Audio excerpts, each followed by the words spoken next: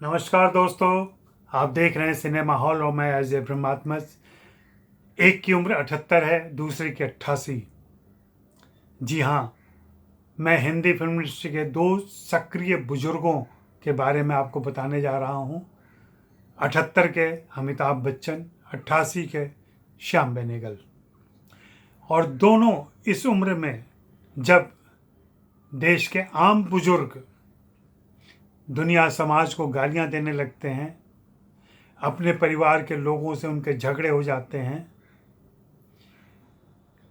Nostalgic होकर वे अपने ज़माने की बातें करते हैं कि आज की पीढ़ी, आज का जनरेशन तो कुछ जानता समझता ही नहीं है। वैसे में इन दोनों बुजुर्ग फिल्मी हस्तियों की सक्रियता देख करके सुखद प्रेरणा मिलती है और हम सभी को प्रेरित होकर काम करते रहना चाहिए। अमिताभ बच्चन, जिनका कैरियर 1969 में सात हिंदुस्तानी से आरंभ हुआ और अभी फिलहाल वे केबीसी की शूटिंग कर रहे हैं। उनकी दो फिल्में झुंड और ब्रह्मास्त्र तैयार हैं लगभग। जल्दी ही प्रभास के साथ उनकी फिल्म की शूटिंग होगी, जिसके हाल ही में घोषणा हुई है। वहीं श्याम बेनेगल, जिनका कैरियर 1974 में अंकुर से शुरू हुआ और उसके बाद से लगातार फिल्म, टीवी शो, डॉक्यूमेंट्री और न जाने क्या क्या चीज़ें बनाते जा रहे हैं वे। इसके अलावा सरकारी पदों पर भी कई जिम्मेदारियां निभाई हैं उन्होंने सीबीएफसी के लिए एक प्रस्तावित प्रारूप भी तैयार किया है, जिस पर भी सरकार विचार कर रही है। दोनों दिमागी तौर पर सक्रिय हैं, शारीरिक तौर पर सक्रिय हैं और लगातार क्रिएटिव प्रोडक्शन में लगे हुए हैं। एक अभिनेता हैं, दूसरे निर्देशक हैं और दोनों का अपना मकाम है। भारत सरकार और देश ने भी उन्हें पहचाना है।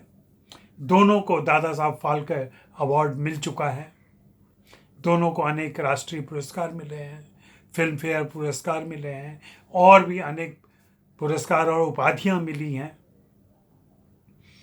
एक समांतर पैरेलल सिनेमा के पुरोधा माने जाते हैं, दूसरे एंग्री यंग मैन के नाम से विख्यात हैं और उन्होंने अपना कीर्तिमान स्थापित किया है। मुझे दोनों से मिलने का सौभाग्य मिला है और दोनों के करीब उनकी बातें करने का, उनसे बातें सुनने का, उनके इंटरव्यू करने के कई मौके मिले हैं मुझे। और हमेशा मैंने पाया है कि उनके पास हर सवाल का जवाब होता है। किसी भी सवाल से दोनों नहीं मुकरते हैं, दोनों प्रफुल्ल दिखाई पड़ते हैं, हमेशा पॉजिटिव रिस्पॉन्स देते हैं और लगातार दुनिया के बारे में सकारात्मक बातें करते हैं।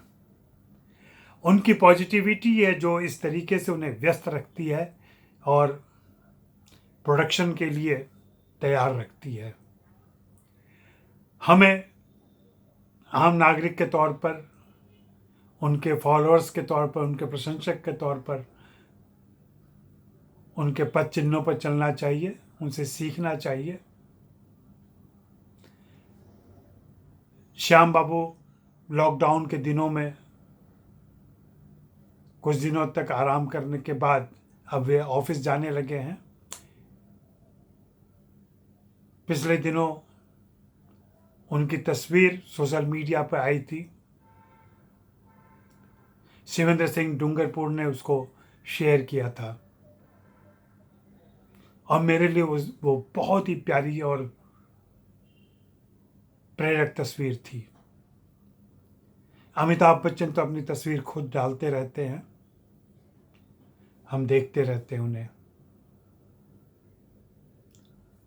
श्याम बाबू जल्दी ही बांग्लादेश की आज़ादी की स्वर्ण जयंती के मौके पर बन रही फिल्म मुजीबुर रहमान की बायोपिक बनाने जा रहे हैं। बांग्लादेश से उनकी बात हो चुकी थी लॉकडाउन के पहले। उन लोगों का जाना तय था, बांग्लादेश जाना था, उन्हें ढाका जाना था, कास्टिंग करनी थी। लेकिन अचानक कोविड-19 ने सारी गतिविधियां रोक दी, तो वे भी रुक गए।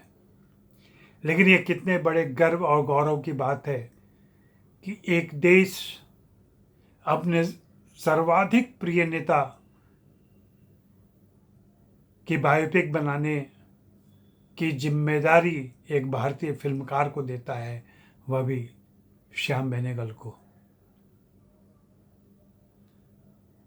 दूसरी तरफ अमिताभ बच्चन के बारे में तमाम बातें, अफवाहें, दुराग्रह चलते रहते हैं।